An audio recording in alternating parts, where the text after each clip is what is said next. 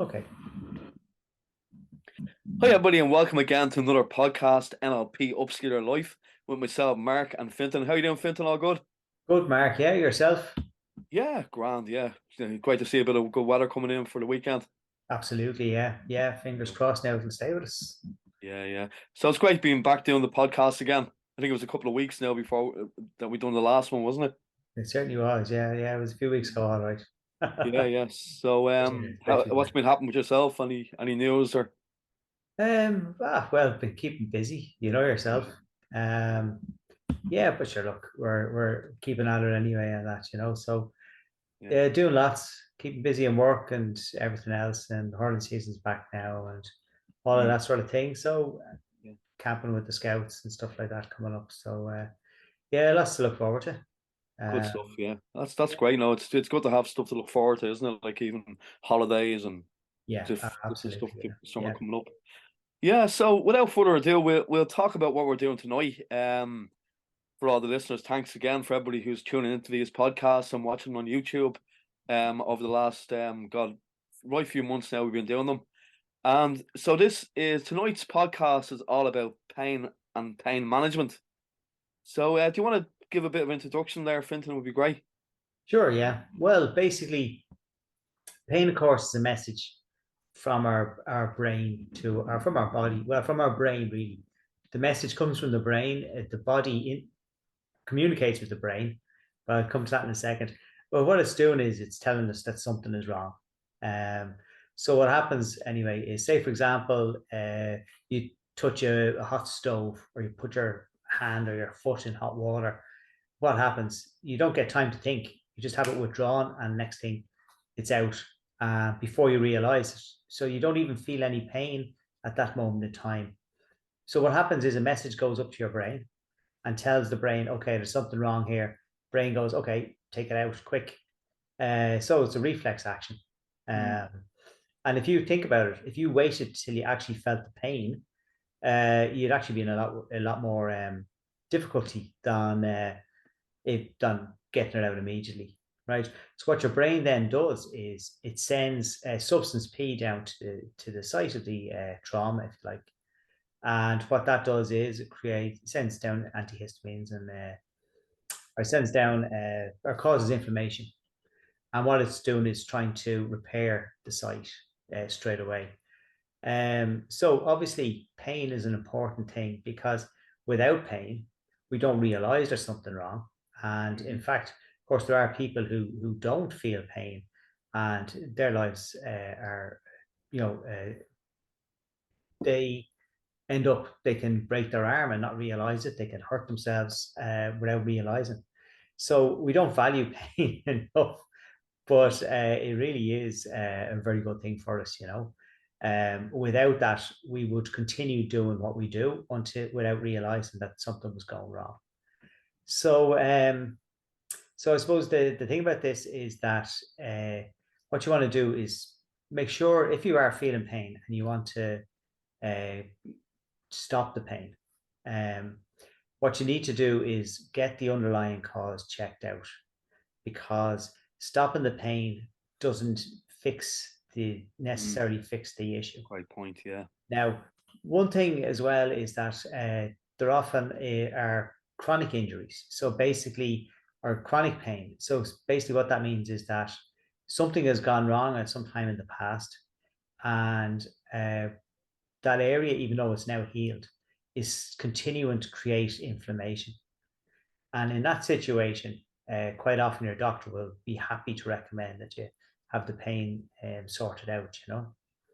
So suppose if someone is coming to us to have pain dealt with, obviously we would have to insist that they talk to their doctor about it and make sure the doctor is happy to get rid of the pain and that they're checking out the cause of the pain. Yeah. No. No. That's dead right. And I suppose like a good thing to mention as well to back up what you're saying there is we don't treat for a specific illness or like we wouldn't like just say it's a more general, isn't it really, Finton?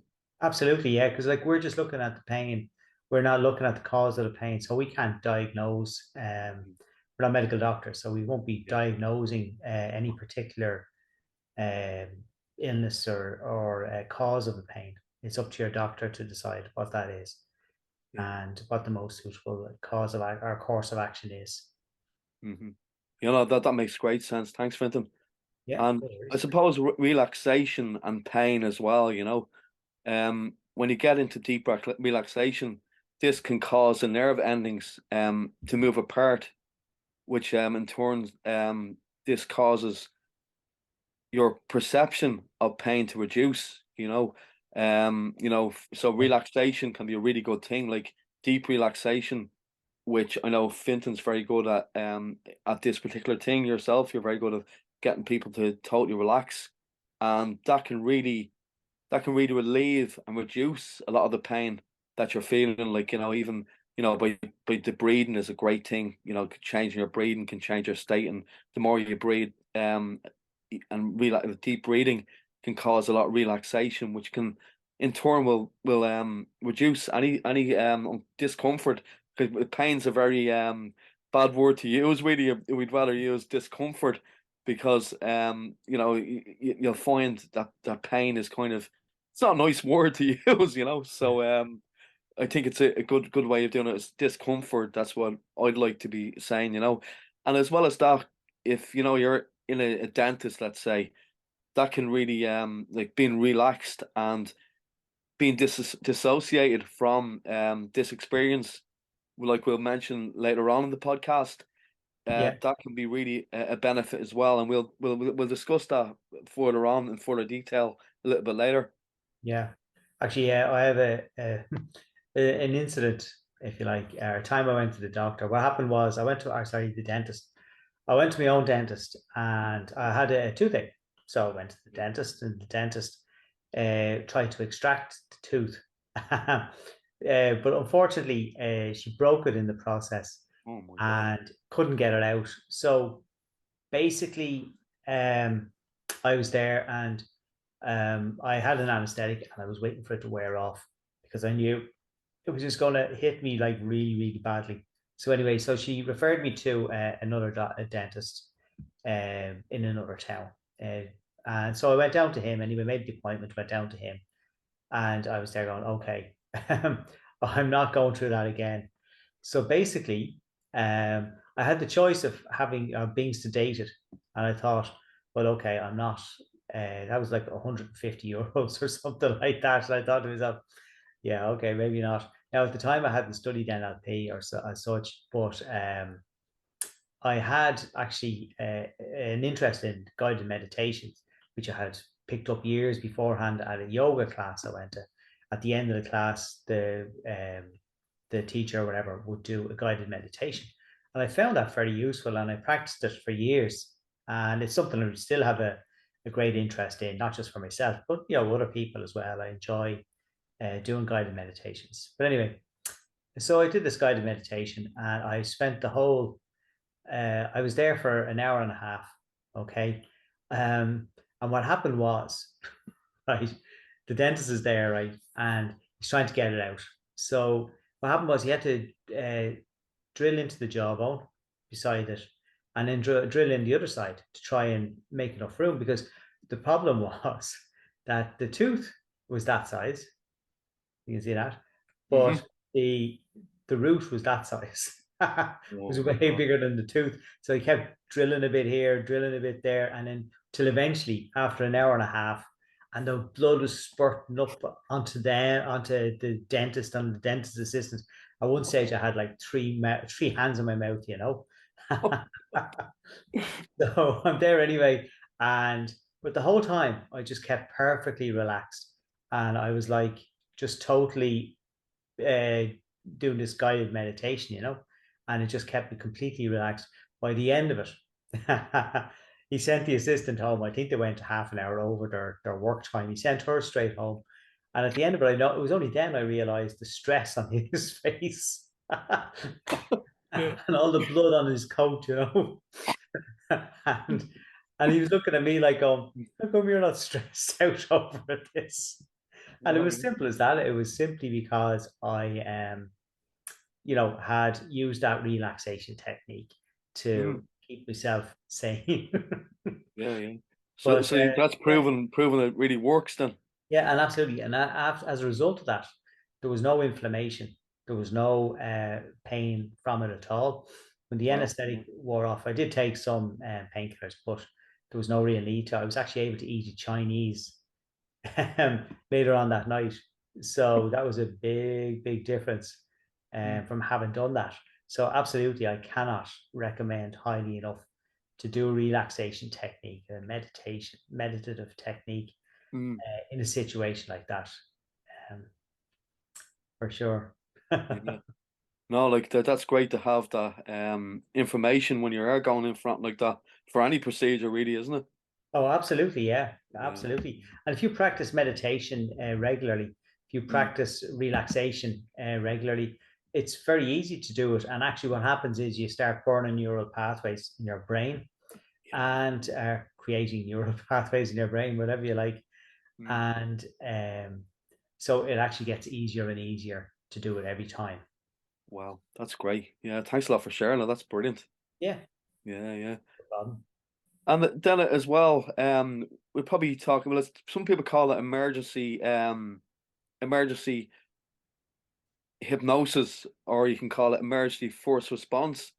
Okay. Like you probably heard of the PGO spike. But Yeah. basically, what PGO spike really means is it's the critical faculty is offline, and like for example, if somebody is involved in something traumatic, be it God forbid a car accident or anything like that, the critical faculty is wide open, like to suggestion.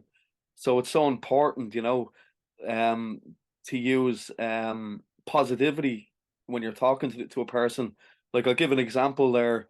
The other day, about a week or so ago, I was cycling home from work, and this guy was on the ground. He's at the falling off his bike. I thought like so.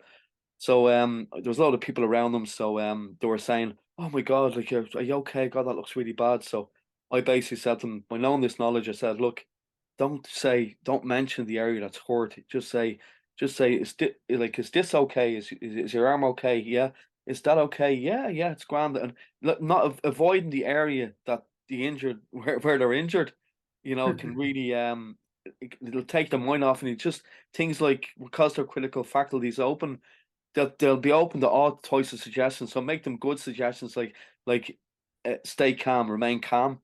With like instead of saying don't panic, say remain calm, because you're saying because once they hear the word panic, even though you're saying don't, it's putting them in that in their mind.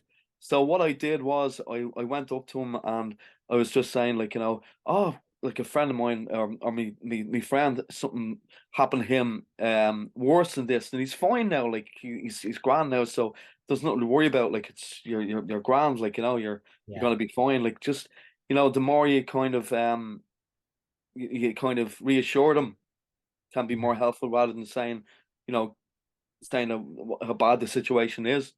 Absolutely. So, of Yes. course, you're talking about that from the point of view of just a bystander Mm. coming across the situation, as opposed to, say, for example, someone who is actually a first aider Yeah. who will be assessing the person. Mhm. So, you weren't doing an assessment of the person to see what was wrong. What you were doing was just taking the person's mind, reassuring them, Yeah. while somebody who could do an assessment, Mm. could come or whatever. Yeah, that's fair enough. Yeah, that's great. And like to be honest with you, like I say, the LPGO spike, I think sometimes people refer to it as like, oh, their brain is broken, you know. You've Mhm. often seen this, and I'm sure it's happened to yourself, or something happened to you and just completely confused you. And you're Yeah. there looking, going, what's going on? What's the story here? And it takes a few minutes then for it to come back online. Mhm. And yeah, that time period is very important, because if somebody gives you bad ideas during that time, then Mm. that's what will stick with you. It's like, oh God, look at your leg, it's fallen off, Yeah. and Yeah. that's all you're worried about. Exactly. Whereas if someone is reassuring, and quite often at the scene of an accident, people are reassuring. They're saying, Mhm. listen, everything's okay. There's, Yeah. nothing's too bad. The ambulance is on the way, or whatever the case might be. Yeah. And yeah, and like it is much easier then on the patient or whatever to accept that and to feel a bit more relaxed, a bit more at ease with themselves. You know? Definitely. Yeah, and it kind of goes well because I did first aid myself as well in work. So it Yeah, kind of really adds to your toolbox to know this stuff as well, to, you know, to kind of like when you haven't got this knowledge, you might be get flustered yourself more and you can make the situation even worse for the person, you know. yeah, Like very true. for Yeah, instance, I'll yeah, give you an yeah, example. My son, he's 5 and he fell the other day and you know, just a general fall. He just sure, hurt yeah, the ball and crying, you know, just because he hurt his knee or whatever it was. And this stuff came back to me, you know, saying to him, "Is that okay, Ryan? Is that okay? Yeah, yeah, that's okay, Dad. Yeah, yeah, that's okay. Is that okay? Yeah. And how's this? Yeah, that's okay." And, and he got him laughing, you know, yeah, before he knew it. Like it just totally changed the situation, you know. A pattern interrupt, like we mentioned before on the yeah. podcast. So this stuff really works. You can, you know, if your child falls and hurt themselves, you know, don't immediately go to that area and say, "Oh God, you poor thing, you okay?" By reassuring them, say, "God, is this is fine? Yeah, yeah, that's fine," Yeah. and it really works. And again, that's in a situation where the particular area doesn't need treatment, you know. Yeah, yeah, Obviously, if they've exactly. broken their leg, you don't go, ah, you're fine, off you go now. Yeah, no, of course, yeah. Yeah, I or know. if they cut themselves, whatever, put a patch on it or whatever. But yeah, the idea is to reassure them of Mm, all the places that aren't, that are yeah, fine. yeah, And yeah. that, yeah, excellent, excellent. Mm. No, it just really works well, you know, for I know obviously what you're saying is right, like, you know, if they've actually broken the leg, but even if they have to take their mind off that particular pain can work wonders. Absolutely, yeah, for sure. And especially like in a situation where there is genuine injury and paramedics are coming or somebody is coming to deal with it, you know, to Yeah, be able to take the person's mind off it is yeah, very important yeah, because it's of no benefit to them at that point. Again, we're talking about situations where the underlying cause is going to be checked. yeah, You're not just going get rid of the pain and or ignore yeah. the pain. Of course, yeah, of course. Yeah, Yeah, yeah, absolutely, you know. Yeah, so and yeah. And yeah, we're going to talk about the inflammation sort of things as yeah, well. yeah.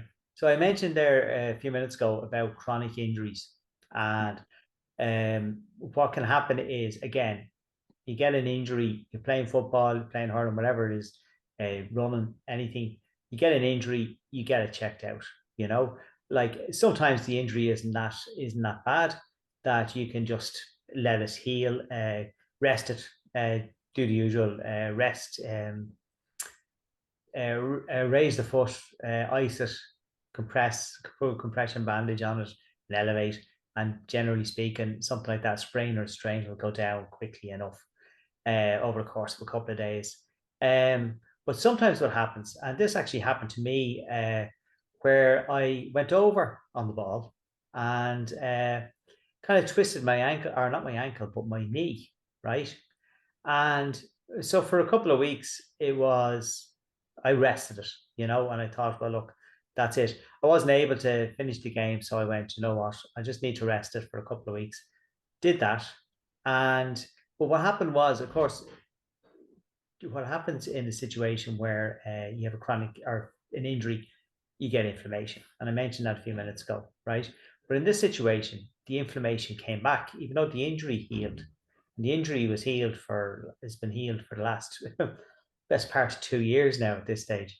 hmm But what happened was my central nervous system didn't trust that it was healed, even though it was healed. And what it did was it created stiffness around that area and caused inflammation. So, for example, playing football after that or playing hurling after that, it started becoming inflamed for no reason, you know. So, and that often is what happens in a chronic injury. So that's why some of these things will be very useful for getting rid of it. Now, there's one particular thing that I did. I did lots of different things to try and get rid of the pain um, or the inflammation. And one of the things I did actually was relating to what you call it, two things actually. There was a visualization that Amanda had done on the course that we did. hmm And that was actually very good. And what it was that was actually about letting go. And there's also a great guided meditation that Rich did, which was also about letting go, Really good, yeah. And what Amanda's, the visualization in Amanda's one was about getting two balloons and going to the local park. And what you do is there's two things you want to get rid of, and you just let the balloons go. And actually, it was very good. I found it very effective.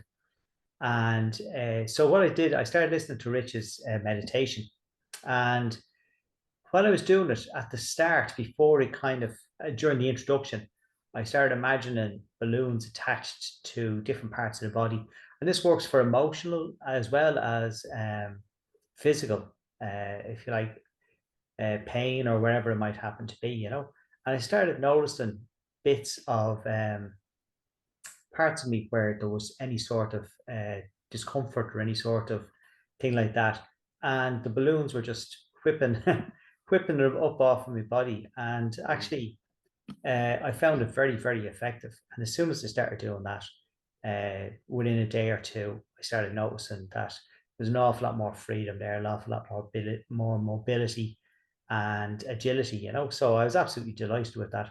And again, it came down to doing a relaxation technique, imagining, setting your intention, I suppose, of letting go of whatever is there that doesn't serve you, whether it's emotional or physical. And it doesn't have to be pain, because don't forget, even an itch is a low level pain, a feeling of restlessness, low level pain. It's all kind of low level pain.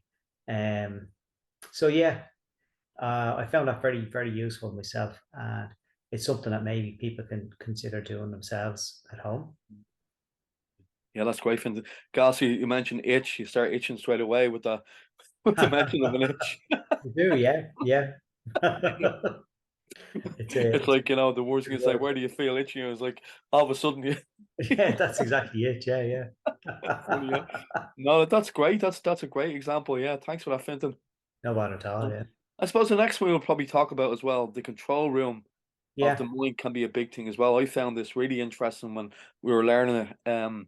Basically, like, for instance, if you have any kind of pain, this can be used in a vast majority of thing, anxiety, or if you find it hard to sleep.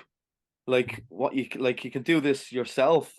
The listeners can do this themselves, or you can talk to me and Finton, and we can gladly help you as well. Hmm. Um, but what you do is you can go into self hypnosis, or if we're working with you, we can put you into hypnosis. And then what we get you to do is imagine you've got control room in the mind, and you can you can reach out. This is new code NLP. That's what this comes from. So if you've got like say you've got a headache, or a toothache, or any aches and pains from a football injury or hurling, like you said, Finton, this can be great for you. You can reach out and you can turn that particular part that is causing this pain, and imagine in your head that you've got like this lever, or this button that turns it on. As you turn it down, you can really feel the pain reducing. So that's actually an incredible way to do it, to reduce pain. Like it really works. As I had a headache the other day, and I did this, and lo and behold, the headache was gone. So it'd be interesting to know how you find this. If you give it a go, you can always send us a message or an email to let us know how this has helped you. Yeah, so Absolutely. as I Yeah. said, you can do this yourself, or imagine the site of the pain, inflammation as being on fire. Then imagine the fire brigade, putting it out. You could do that as well. Like if they've got their hoses, the little fireman, and they're squirting their water on the painful part, and that can Absolutely. reduce it Yeah. as well. Like there's so many things, and the best thing advice you can do as well is make sure you do the swords on it first. If to see the subjective units of distress is great as well. Like maybe put a number on how bad the pain is before you use these techniques. If it's a 7 or an 8, always trying to, as I said in the previous podcast, always trying to get it down to 0, or if 1, can be like that's a lot better than 8 or 9. So just but always aim for the moon, and if you don't hit the moon, you get the stars on the way down, you know. But yeah, so there's so much great ways of with the control room. I found that really really good. Yeah, actually, yeah, it is a great technique to use control. And again, like you say, you can use it for anything. It doesn't have to be physical pain. You can use it for anxiety, for worry, anything like Mm, that. And as simple as uh, turning a dial or pulling a lever, yeah. uh, whatever will bring it up or down for you, And you Yeah. can use it for positive emotions as well. If you feel Mm, good, why not yeah. ramp it up? Mm. Um, and or there's a friend of mine. He's a big fan of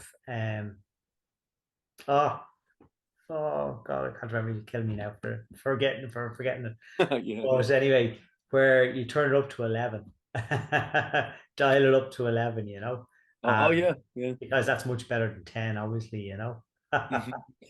Yeah, yeah. But of course, as soon as we stop talking, I'll remember the name. But anyway, the movie. But yeah, but the thing is, like, and even that you mentioned the fireman there. Mm. If you can imagine, say it's an 8 or a 9, the information, and the more you bring it down, the more water the fireman. You have a little Right. imaginary Yeah. fireman, the more Mm. water he puts on it, and it just brings down that fire.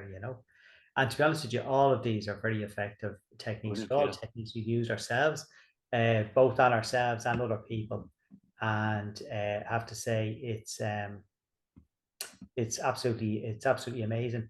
And I suppose the more imagination you can put into it, really, Mm. the better. And that's where I suppose it's handy to have somebody working with you. Uh, Definitely. Yeah. Yeah. because while you can get yourself into a nice, relaxed state or even a state of self hypnosis, Yeah. I was going to mention that relaxation is so important when you're using these yeah, techniques as well. for Yeah. sure. Just Mm. the more imagination you can put into it, the funnier you Hmm. can make it, the better it'll work. Yeah. Yeah. And it's like you were talking about Amanda earlier on, Yeah. Finton, that she done the balloon one. And what really sticks out in my mind when we were doing Orlando's course, MLP Fusion, which was great, to give Yeah. that a bit of a plug. Absolutely. Amanda was there at that time, and as Yeah. she was doing the course with us, she's done something really interesting, which was great. Can work with pain as well when you can put it into that scenario as well. But what she got us to do was go into like a room of our choice, like make it with your favorite room, whatever that is for you. It could Yeah. be me, I love snooker, or watching a big screen TV in the room. So whatever room, whatever you want, it's your room. And then Sure. they have like she had like a lever on this room, and it had buttons as well.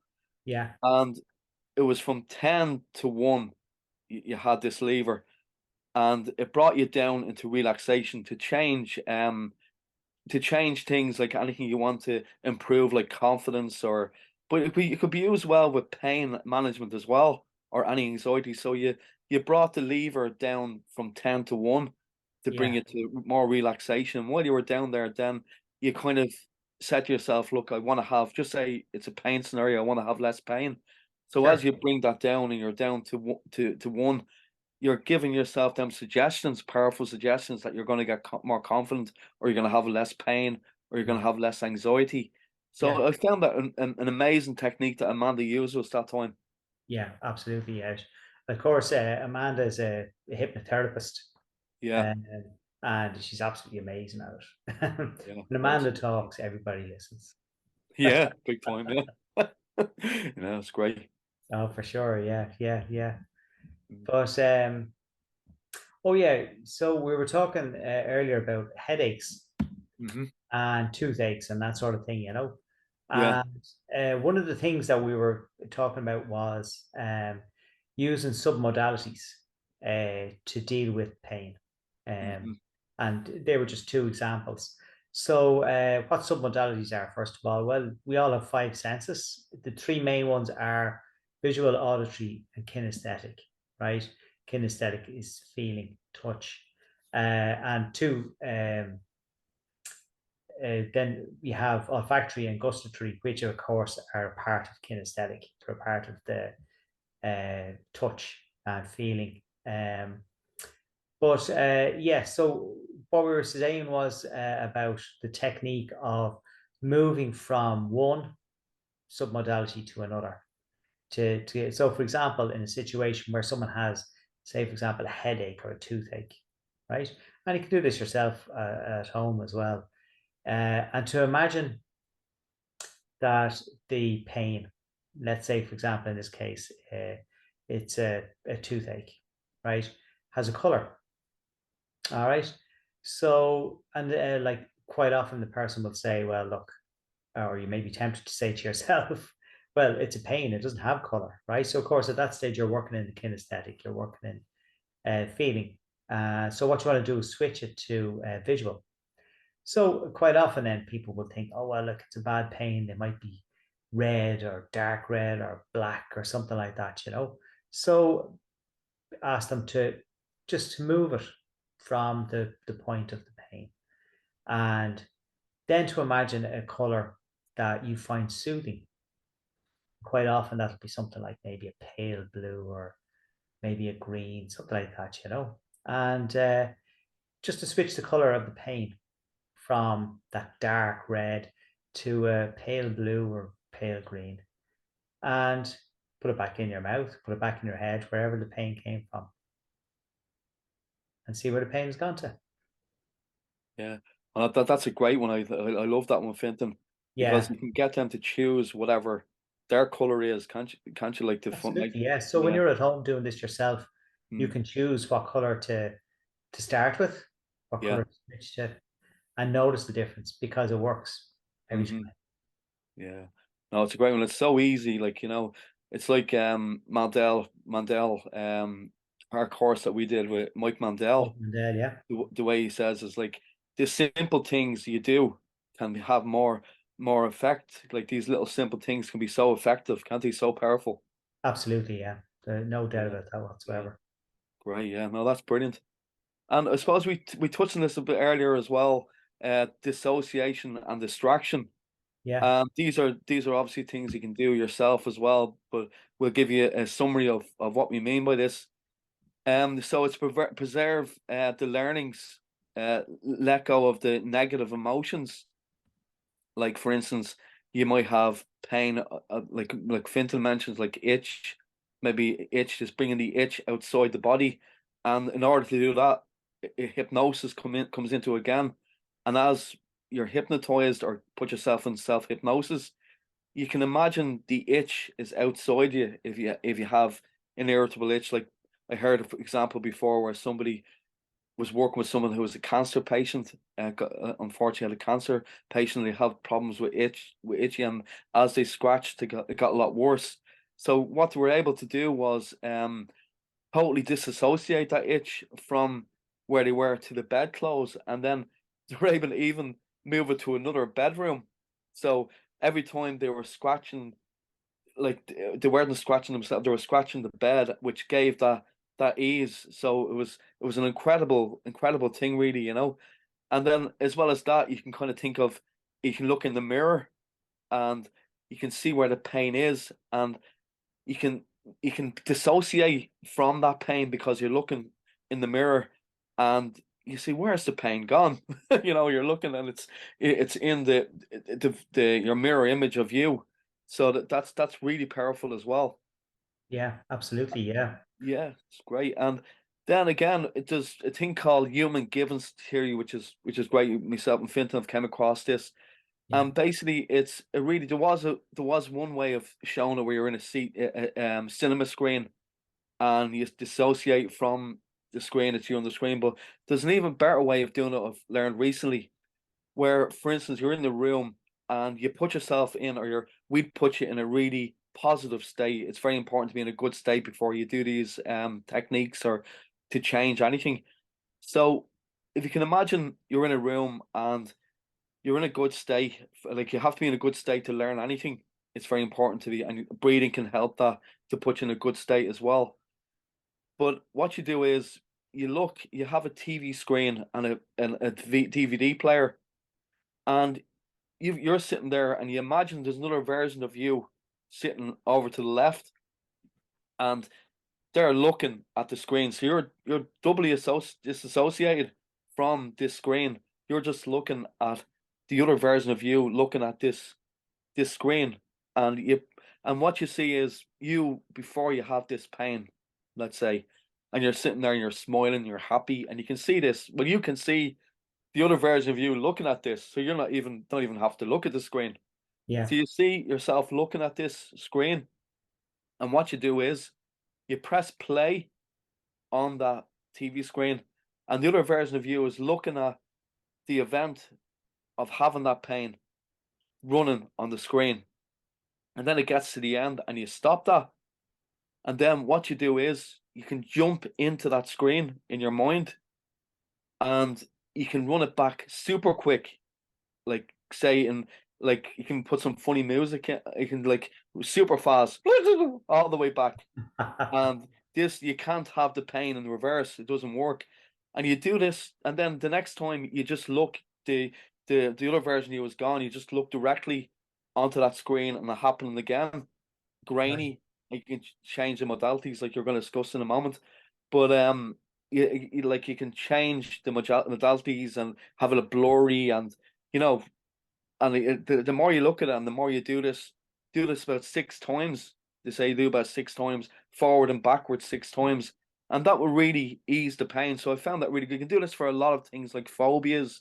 Phobias is a big one for this. It's called the reverse technique, and oh no, I find it absolutely amazing. It's a great one. And if you want to know more about it, we can certainly help you with that. Yeah, that's brilliant, Mark. Great description.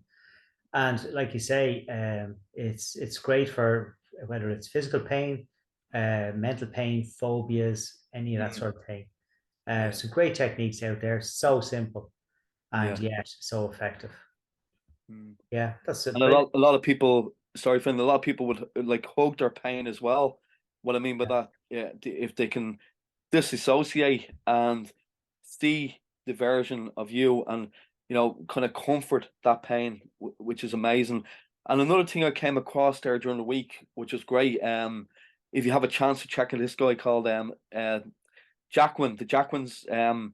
There's Anthony Jacquin and there's Freddie. He's the dad, Right. and they've been doing hypnosis for years. So what he does is a time machine, which is great. Have you heard about that, Finton? Well, go on ahead, yeah. So basically, the time machine is so he gets people into hypnosis. It doesn't even have to be deep hypnosis, but he'll get you into hypnosis, and you're on the chair, and what he gets you to do is he goes back, he pushes you back to the first time you've had that pain or discomfort, whatever it is, and Sure. in 1, 2, 3, you go back like as if it's a time machine, back to that time. Yeah. And what it gets you to do is imagine go talk to that person, the younger version of you, say it's a child or whatever, the younger version, whatever the age Yeah. was, and he gets like going back as an adult of all the stuff you know now, like things we used to know when we were younger, what the podcast is now. Yeah. But you're going back to that version of you with all the knowledge that you've had now, and just say you're being bullied in school, that can be a painful event for anybody. Like it can be emotional pain as well as physical pain. So you're Sure. going back and you're saying, "Well done to that early version of you," and saying, "Getting through this, and look where I'm now. I'm confident now. I'm in my 30s or whatever age you are.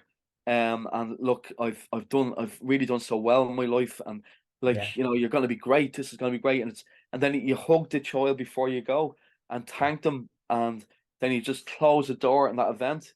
And when Yeah. you come back, you just feel so much better. If you have that discomfort or pain, whatever it is. I just thought it's a really good way to deal with it. It's so simple as well. Absolutely. Yeah. For sure. For Mm. sure. That's I great. thought I'd Yeah. share that with you because I thought it was a really, really interesting one that I came across. Yeah. Brilliant. Thanks very much for that, Mark. Yeah, no, cool. Yeah. Right. And yeah, so the next thing I wanted to talk about was tapping. Now, we talked about that in the last podcast on anxiety, Mm. and it's something that I use myself. Again, I started using it when I first started getting that pain in my around the knee and that sort of thing. where it was recurrent, even though there was no injury day there. So, and I found it very useful to reduce the inflammation and to reduce any stiffness in the area. And actually, I have to say, it was the only thing that worked at the time, because like I could take an anti-inflammatory, maybe Nurofen or Diphen or something like that, and it would work temporarily, but it didn't really do anything. And what I noticed about it was the difference between, say, for example, taking a Nurofen and reduce the inflammation on its own, that actually by doing the tapping, it actually tapped directly into my nervous system. So it didn't just take the inflammation away, but it also took away the stiffness and the pain, right? So, for example, in doing stretches, right, I noticed that, okay, the way a stretch works is, yes, you're stretching the muscle, but you're also stretching, you're tapping into your nervous system to let your nervous system trust that you can actually handle this stretch. All right. And what I noticed was that in tapping, right? So, first of all, I obviously learned by doing the actual physical tapping. So, I'm going to run through that with you now, right? Just quickly, right?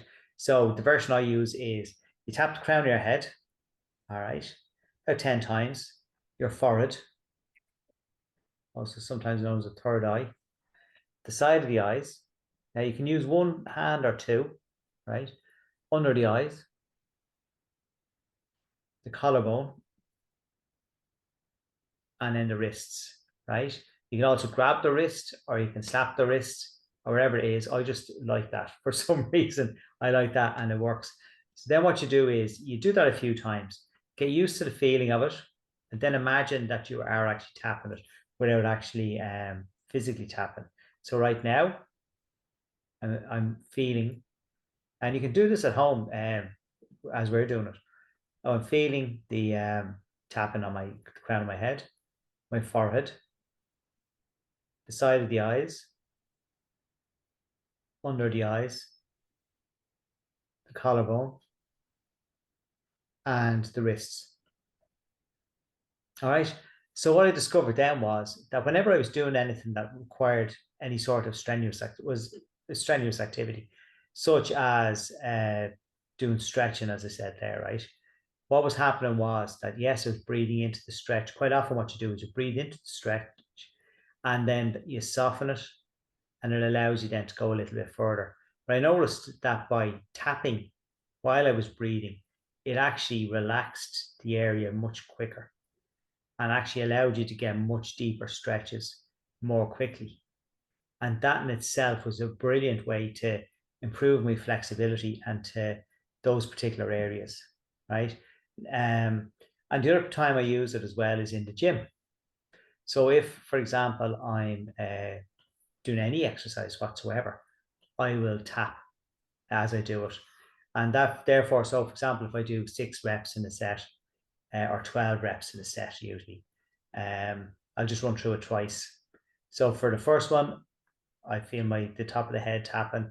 And what happens there is, right, you're actually not just making it easier to do, you're actually starting the recovery process immediately. So as soon as you've finished lifting that 1 rep in that set, you start recovering from it. And the next one, recovering from it. So at the end of each set, you're already recovering. You're not waiting till the end of the session to start your recovery. You're actually recovering as you're exercising. So by the time you walk out the door, right? Now, I'm not saying you will be fully recovered or anything like that, but you will have started the recovery process already. And you'll find then that your recovery will happen a lot more quickly. And the same whether it's a football match or hurling training or anything else, at the end of the session, if you do the tapping as you go, and certainly start it at the end of the session, you'll find that you start to recover much more quickly. Your nervous system goes in, it takes away any stiffness from the running and that sort of thing. So look, that's my story with regard to tapping.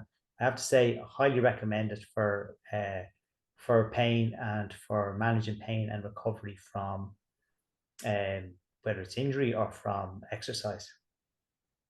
No, I agree with you 100%, Fintan. It's so good for anything, really, isn't it? Yeah, Like for instance, only started doing it recently when I was going for a run, let's say, and you're yeah, absolutely correct. Like when you're running, as you're running, as I was running, I'm doing it like, unconsciously. You can feel like I'm not like obviously not running along and doing doing that like, but you actually feel you're so used to doing it, you feel you're actually hitting the spots, and that in turn, like you feel yourself really relaxed as you're going, yeah, because it doesn't take it as long to get over the run. Like you're as right as Ryan. I feel like I'm much the recovery time is much quicker by doing that. Definitely the running when you're running, or it's great that's helped you so much in the gym as well. yeah. It's just a great technique. Absolutely, yeah, yeah. And look, you can apply it to anything you do, Hmm. um, whether it's and like anything that's causing you stress, anything that's causing you anxiety. As you're doing it, do the tapping, and you'll be amazed how it helps. Yeah, Yeah. for sure. And as well as that, you can kind of combine that with the breathing, like we spoke about earlier on. Like your breathing is such a changer, like change your state, like for breathing, like the 7-Eleven breathing, Yeah, like we discussed on the last podcast on anxiety. It was the last one if you can check it out. And we went into a depth about that. But basically the 7-Eleven breathing really goes like for, you breathe in for 7 in through the nose. We might try it again. So you breathe in through 7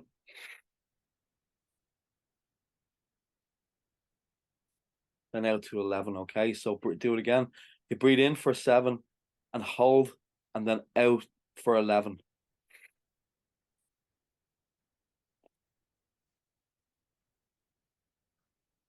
And by doing that a few times, if you have any kind of pain, it will reduce it. Like because breathing, as I say, is a great way of doing it. Really is really helped me for any pains or any like even the tapping with the breathing just yeah. goes hand in hand. A lot of this stuff intertwine. Would you agree with me, Finton? Absolutely, yeah. And actually, as we were doing it there, I was doing combining the two. So what you Yeah. can do is imagine that you're tapping the top of your head on the first breath. So Mm. you in for 7, out for 11, and you're Mm. tapping the top of your head at the same Wow. time. Yeah. The second breath in, you're doing the forehead and out on the forehead, Yeah. side of the eyes in, side of the eyes out. And what that does is it's using two techniques in one, and it just makes things an awful lot easier for you. And again, it completely relaxes you, and it can take away anxiety, you can take away pain, you can use it for emotional and physical. Yeah. Yeah. So no, I really hope you enjoyed this episode of the podcast where we touched on a lot of remedies really for pain. Absolutely. Thanks very much, Mark. Yeah. Yeah. No, thank you, Finton. And I suppose you've got the question late for today. I have indeed. Right. So I suppose tonight, and maybe every night, as you're lying on the pillow, lying in bed, about to drift off into dreamlike state. And if you can imagine, you know, a balloon or two balloons or as many balloons as you like, and they're going to take away from you anything that's no longer useful to you in your life, whether it's emotional or physical pain. What would you put into those balloons? What will you put into those balloons?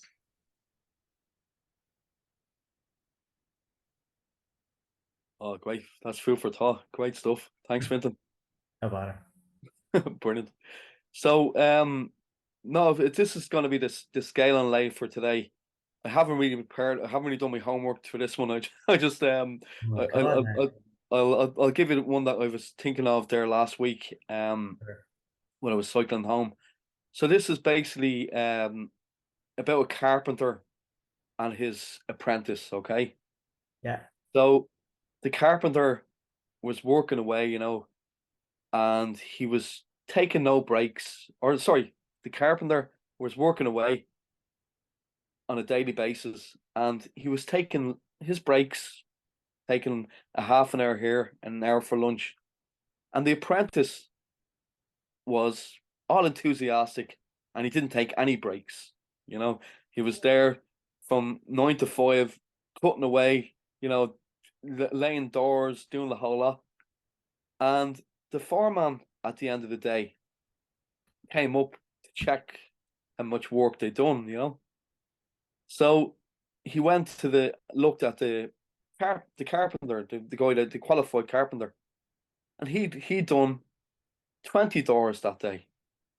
And the apprentice, he'd done 10. And he's thinking to himself, he says to the carpenter, he says, "How on earth did you do more?" "I took the breaks." Very good. Yeah. Thanks very much, Mark. No, thanks, Vincent. Thank you. So thanks everyone for tuning into the podcast today. NLP Upskiller Life. I really hope you are enjoying these podcasts. Absolutely, and getting lots of value from them. Mm-hmm. And again, we'd love to hear your feedback. Would be brilliant. And if you'd like us to discuss anything on the podcast as well, we'd be open to discussing anything that you'd like to hear more of. Absolutely, yeah. If there's anything you want to hear more of or anything you want us to cover, absolutely. Anything around whether it's personal development or life improvement, yeah, drop us a line, drop us an email on nlpupskillyourlife@hotmail.com. And if you want to work with us on anything, no problem at all. We'd be delighted to talk to you. Again, nlpupskillyourlife@hotmail.com. Brilliant, yeah. Okay, so then next time we're going to have a guest on. It's a friend that I did my NLP practitioner with, Jennifer. She's going to come on the podcast, and she does EFT, around the EFT, and she's NLP practitioner as well. So looking forward to hear all about how Jennifer's getting on, and all about her what she does. Absolutely, yeah. This will be good. Yeah, looking forward to that now. Great stuff. Okay, till next time. Thanks a million again for joining us. Thanks very much. See you again next time. Good night. Take care. Good night.